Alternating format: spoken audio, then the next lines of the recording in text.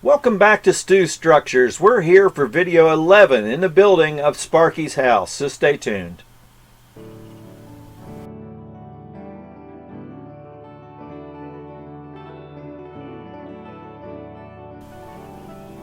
So welcome back to Stu Structures. Like I said earlier, I am Mark Stewart and we're here to continue on with Sparky's house.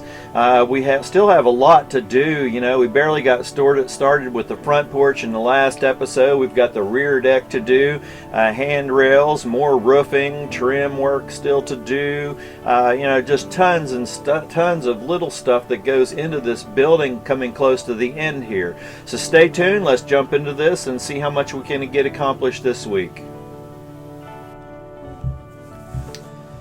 We're just going to take a look at some of the original photographs. You know, I haven't touched a lot on the back side of this house, so we got to start coming back with the roofs and everything that we've been working on the front. Yeah, I did start this repair in one of my earlier videos on the house of the seam in this roof that I wanted to come back, and I filled it with green stuff.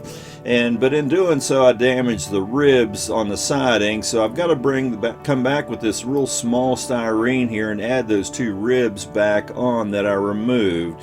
So I cut the lengths that I need and glue those into place, and then, you know, we'll come back with some gray paint after all this sets up later on, and you know, paint this to match, and then you won't really notice. At least it'll be a whole lot less noticeable than the original seam and stuff that was on this part of the building. And then, like I said, we have all this shingling to do on the back roofs. Remember, we got the front side clear up to the peaks, or almost.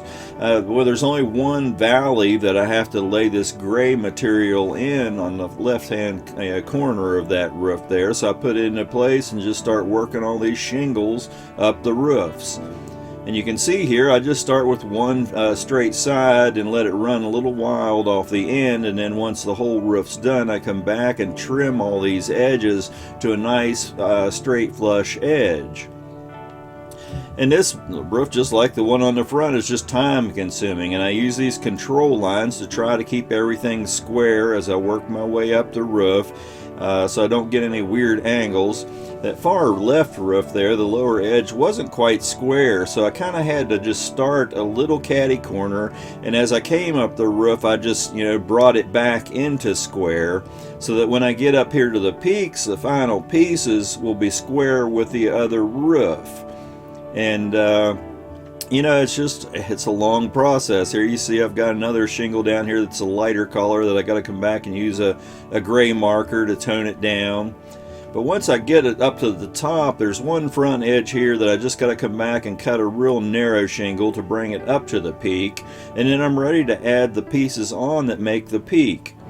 Now, instead of laying individual shingles on this, I'm just going to make this up, and I use my ruler and a pen and draw lines on real just straight gray paper to make it look like the shingles. And then I just cut those to lengths and glue them on all the peaks of the roofs, and then, you know, that pretty much finishes the shingles on the roof of this structure. You know, a major project out of the way. Now, the other thing up on these roofs are these chimneys, which I don't have good pictures of, but I have enough to make it work. There's a couple of vent pipes, and then there's this one main chimney that's up on top the peak that sits on kind of a box and comes up out of a flue area. Now, I do have this 8-inch stovepipe, so I'm going to use this for the main vent pipe for the heating unit, and then just use regular styrene dowel for the other two vent pipes. And I just use flat styrene and cut 4 pieces for the sides of this, cut the angles in them, lay them up on the roof, and just work it till I get the angles right. And I glue a piece on the top, a flat piece on the top of it. And then after it's all set up, I come back and file and cut this plastic down to where it has nice clean edges. And then I glue it onto the roof. I glue the stovepipe onto it first, and then glue the whole assembly onto the roof. And we'll come back and do a little bit of flashing on this. And I drill a couple of holes and put the 2 dowels in place for the other 2 vent pipes. And that's, you know, basically the vent pipes up there other than being painted. Now while I'm doing all these chores, I'm also coming back and using more green stuff to clean up some of the areas that have cracks or the wood just isn't exactly the way it should have been, that type of thing, and just molding these different areas and filling so I can come back and paint and give a better finished look when all these areas are done. Now one of the next things we're going to start working with are all these porch handrail panels and stuff that go on the front of the porch and the front of the deck area out here. Now I have these two pictures of this. You can see there are post caps on the posts in front of the main porch area, and then the other area, the posts go up and actually support the roof for the porch itself. You can see the angle here on those boards that were on the porch itself. So, you know, these have 2x4s. There's two of them on top that kind of make a handrail, and then there's one 2x4 on the bottom that hold the pickets all together, and then those get nailed into the 4x4s on either end. Now there's one area to the front of this deck that we got to come back and clean up. This front of the main porch, it just wasn't perfectly square, so I came back and trimmed that, and I'll have to file down some of the rough areas, but basically that's, you know, that part of the porch at least cut square. Now we got to come back and add a piece of 4x4 in here as backing, so I can use that 1x6 that you just saw as a face for this open part of the porch on this end. And once that glue is dried, I come back and just cut those 1x6s and glue them into place on this end of the porch. Now, this isn't exactly as the original, but once it's painted, you won't really notice any imperfections in this. And this is the way it is. This still gets a step added to the front part of the porch as well. Now, you know, you did see that some of those panels in place, but I have this material here that's a square stock that I'm going to be using for the posts for all these panels and the posts that hold up the porch roof as well. I have some 1x6s and 2x4s that I'm going to be using to make up all these panels. I go ahead and cut the height on these panels that go on the front of the porch here that I'm measuring for, because I need to make sure that the width is right so that the step goes in the middle and, you know, everything works the way it should. And then the 2x4s, once I cut those to length that go in between the 4x4s, I need to make a top piece, which is kind of like a T out of those 2x4s that the upright pieces nail into, and then the other 2x4 piece goes on the bottom that adheres the bottom edge of those upright pieces to the whole panel. So I use this straight edge from my ruler to glue those together into place, and then I come back with the 4x4s and just with my, you know, I'm doing this on this pad instead of using a square, and the lines on these pads are perfectly square and then 45-degree angles. So the lines on these pads are great to use for projects like this. So basically I'm just laying these in place on this pad, and then when they start to set up, I'll move them down to a corner here, and you'll see how I just, you know, use the pad square to make sure that everything is perfectly square as these start to set up. And then when the glue gets stiff enough on these two here, then I'll come back and add the other two 2x4s on the other end of this panel. And then I'll put the bottom 2x4 in place on the panel as well. And then I have the basic structure. And I have the 4 caps cut for the top of the post. You see them laying here. And I have to now I can measure the upright 1x6 pieces and go ahead and cut those to length. And then once I have those cut to length, I just come back and I glue those 1x6s into place. And basically I just smear some, you know, white glue onto the 2x4 at the top and bottom of those panels, and then I come back and just lay those 1x6s in place in that area where they are, and, you know, just slightly touch them, put a little bit of pressure on them to push them down into place, and then let them set till the glue sets up. And then that's the basic panel put together at this point. I come back and glue those ridge caps onto the top of those, and then I put some paint on those and paint on the poles that go in front of the main porch out there as well that hold up the roof over the porch area. And then I'm ready to start putting some of this into place. And you can see the one before, or the big posts on this picture are into place. We'll come back and show you some of that process in the middle.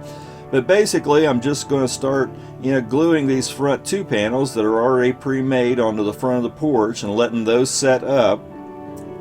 I found out where the middle of the front of the porch was, and I'm cutting these notches into the decking board where the three posts will go that hold up the front porch area. And I'm coming back here and I'm just measuring each of the panels that I have to make up that have those slats in them and the handrails on top for all four of these sides that get those panels. And here you can just see I turned this upside down to glue these three other pieces onto the front of the porch that you saw earlier. And here's just a diagram of that drawing that I did on the front of the porch, because I'm going to make all these panels, and I'm going to make them just a little bit longer than what the panels are. So once I do that, I come back and I know how many feet of that I have, and I know that these are 1x6s, so two of these make up 1 foot, so I can count the number of those that I need, and I count all these uprights. Then I glue this ruler down to set up this jig so that I can glue all those long lengths of those together and keep them all square. And I'm going to start off by just gluing an end piece onto each one of those handrails. And I be careful to make sure I don't get all these mixed up, because they're all slightly different lengths. And then after the one on the end is glue has set up, it allows me to just come back and put the others into place. And I just do so many of a time and let them set up. That way I don't mess them around and get them at slightly cocked angles by bumping things and things like that.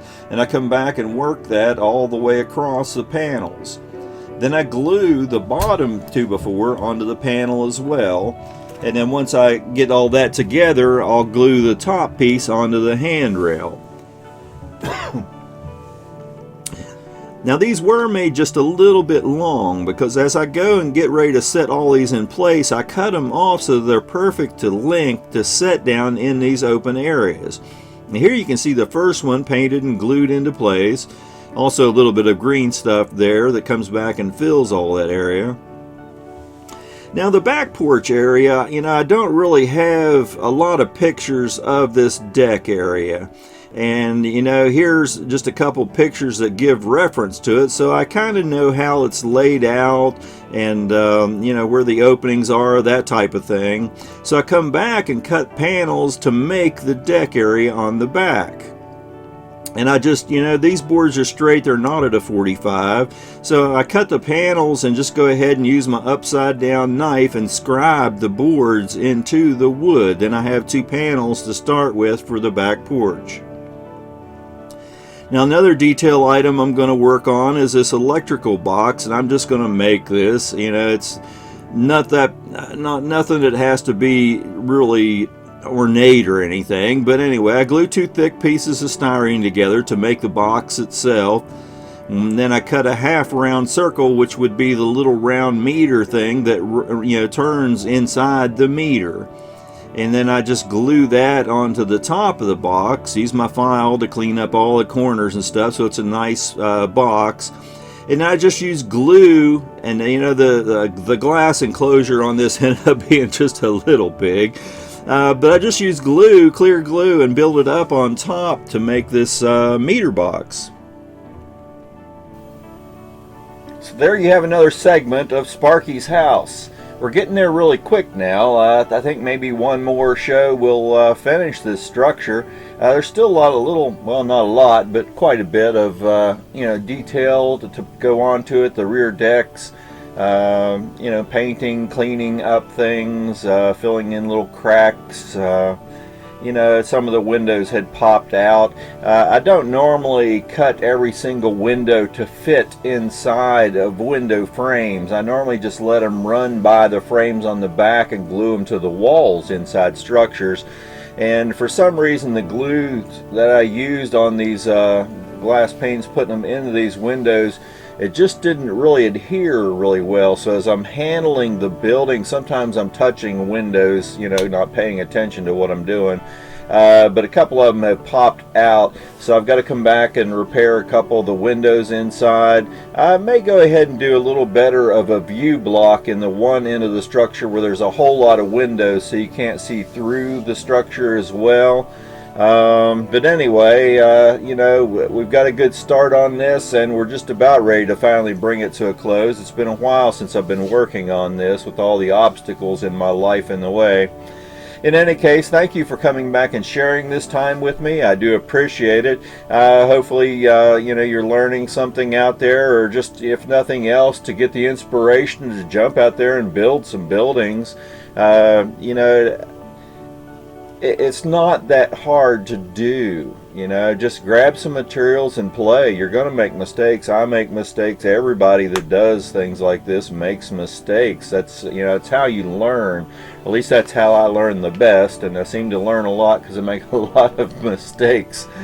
So anyway, like and subscribe to my channel. Hit the little bell down there and you'll be notified when the new videos coming out. To all of my new subscribers, thank you for subscribing to my channel. I do appreciate it, and we'll try to start getting some more content out there on a regular basis again. So for now, thank you very much, and enjoy the hobby. Happy model railroading.